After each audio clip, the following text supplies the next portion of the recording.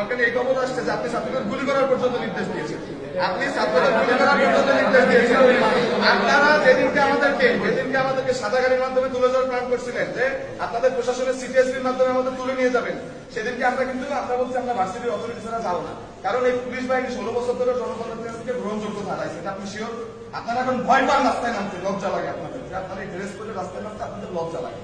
তার চেয়ে বড় কথা হচ্ছে আপনারা ওই দিনকে এস এম কামাল আতিপাতি নেতা এদের সামনে আমাদের সাথে খারাপ ব্যবহার করছে, আপনারা প্রশাসনের কেউ কি প্রতিবাদ করছেন? প্রশাসনের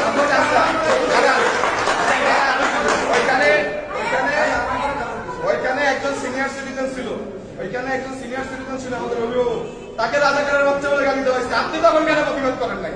আমি দাঁড়ান, আপনাদের প্রশাসন ছিল, দেখে আপনি একটু সামনে আসেন, লজ্জা করতেছে, সামনে আসেন, সামনে আসেন, এখানে আসেন। প্রশাসনের চামচারা যারা আছেন এখানে ভবিষ্যতে খাওয়াবে না, এটা তো আমরা ভাবতে পারি।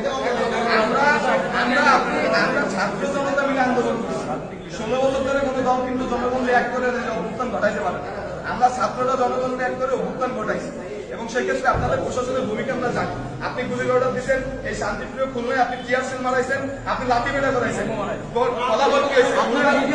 খুলনা ছাত্র সমাজের ব্যানারে আপনারা দুষ্কৃতিকারীদের সুযোগ করে দিচ্ছেন, যে দুষ্কৃতিকারীরা আপনাদের সদস্যরাই মারছে, ওখানে কোনো ছাত্র সমাজ জানে নাই, আপনারা সুযোগ করে দিচ্ছেন।